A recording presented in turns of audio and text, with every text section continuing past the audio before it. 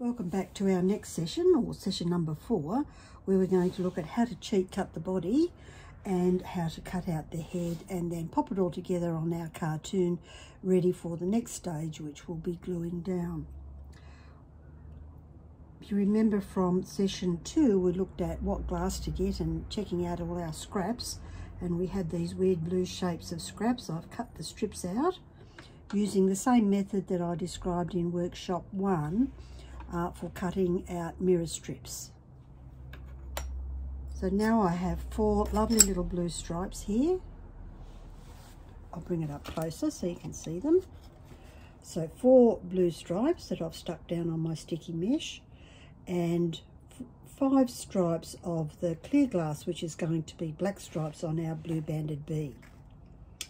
They're nicely stuck down, so cut away, get your strips out, place them as you need them. I've got enough room for my grout, and here's my grout line tester. Just the width of one of these tongue depressors or paddle pop sticks, or whatever you like to call them, and it gets the perfect gap for grout. Plenty of room for the grout. Then the next part of this process is to get the sticky tape out, because we're going to trace the bee pattern onto the cut glass. Just bear with me, a little boring bit to watch me sticky tape down and get stuck to the sticky tape. If you use contact, you can use just a little bit of contact for this as well. I have sticky tape well at hand. I can manage it. Whenever I use contact, I end up in a terrible mess. So I've got that all nicely stuck down, so I can remove it from my sticky mesh. So you can see I've got a nice manageable piece of fake glass, if you like, ready to trace out the pattern and cut it. So I will be making adjustments based on the width of the stripes I'm using, which you can do too. You can make them fatter or skinnier or whatever takes your fancy. So I'll probably end up with a little fat bee. So I'll pop it back down, or get rid of this workboard. Pop it down, bring your pattern, so I could have it as a pointy end, and this bit here would be changed slightly for the head once we go on there, or you could push it all the way down and then reshape the bottom here and have it as a little fat bee. So I'm going to make it a little chubby blue banded bee. I'll get my Sharpie and trace my line.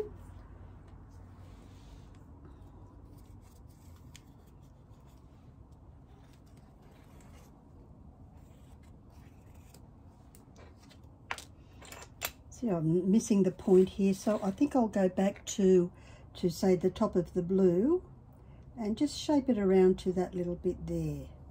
So we get a nice little chubby fat bee, but still with a little pointy end, which is very characteristic of our bees. You could use your glass cutter to cut this out, simply by turning it over and following the lines, or you can use your wheel nippers. Wheel nippers are dead easy for little bits of glass like this. So where have I hidden my wheel nippers? Here they are. And just follow the line. If it's a big long bit like that, I tend to chop it off so I can get in closer there to the line, and also without having too much stress on that little bit of glass there. And of course the trick with wheel nippers is the word nipper. Go for the slow crunch. You might not quite get the cut that you want, so line it up and give it a quick nip, and you'll get a much better cut with that quick nip.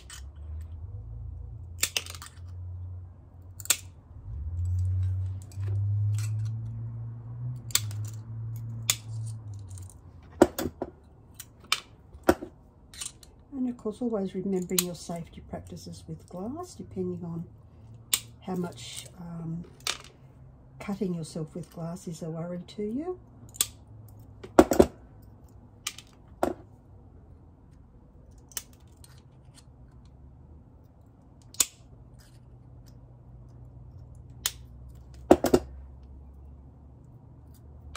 Because what I'm doing here, taking the little crumbs off, you can cut yourself with those little crumbs, so do be very careful.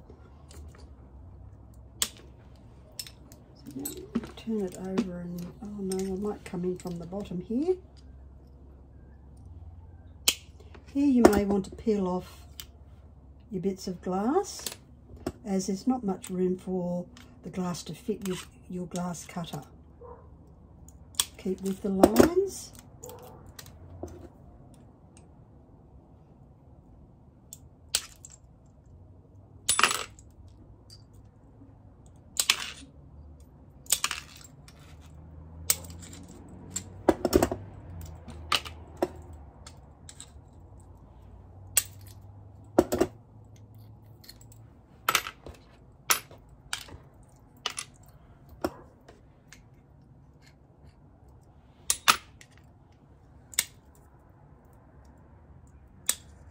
So then we have it all roughly cut.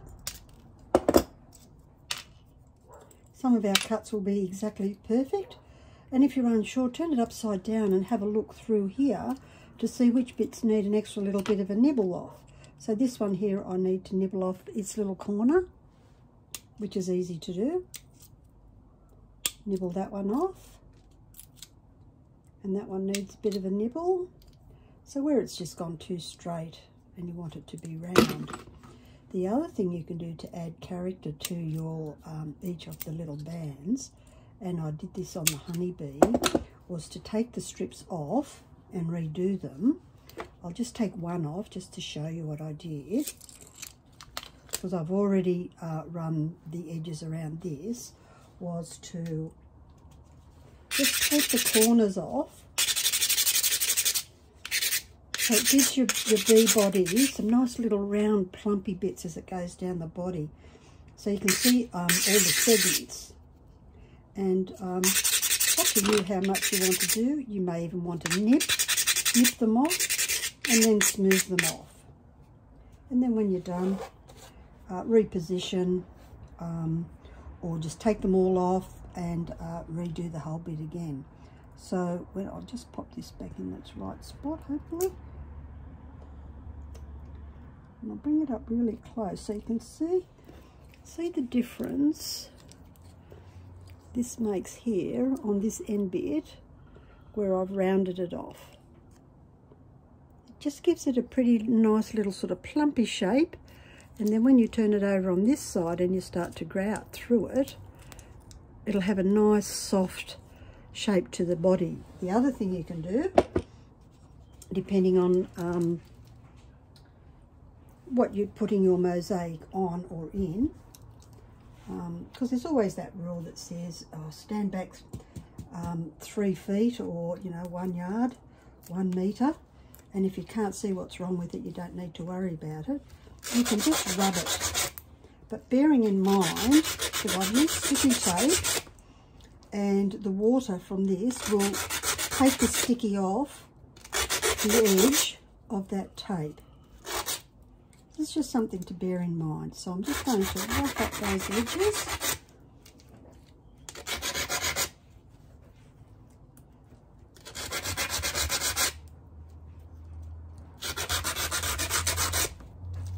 But also take off any burrs that occurred when I was cutting the glass. So I can see on this bottom bit here, it just didn't nip off very well, and I'm going to blame the cold for that. I wouldn't want to play nicely in the cold either. And just give it a nice rub to get rid of that wonky old end, and I'm going to round it off on the end.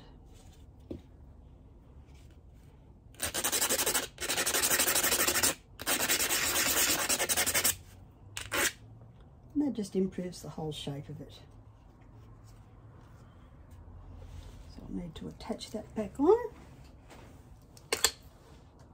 You can see how cheat cutting works, or the lazy lady's approach to cutting a bee's body. You can cut them out all individually. You can make these patterns up. If you're doing stained glass, you might want to do that, but these bits are quite narrow, so you'd have to watch your copper foil, but also the grout lines, and just adjust it to whatever takes your fancy. So you can make a longer bee, a fatter bee, and so in this case I've made this one a little bit chubbier than the other bee I've got on my pattern. So I'll bring the workboard over so you can see where that's going to fit as we're making our gorgeous bee.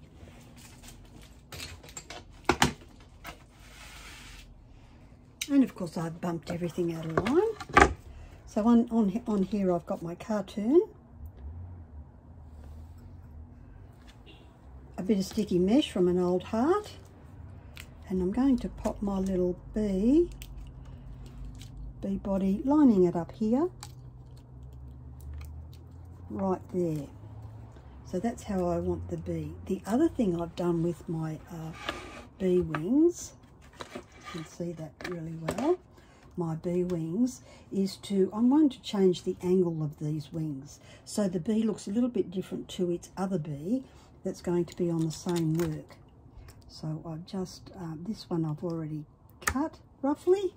Here I've drawn a line to roughly on my cartoon where I'm going to cut that, remembering that our lines are pretty much our grout lines. So we just need to be mindful of the space, and as I said, I always use this as my ideal spacing for grout. So that's a good spot, that's a good spot, and once you get used to it, you'll just automatically do it as you see fit. So you can see here I want to cut this off, but I won't do that until I've done the head. That way I can fit it all nicely together. So let's have a look at the head.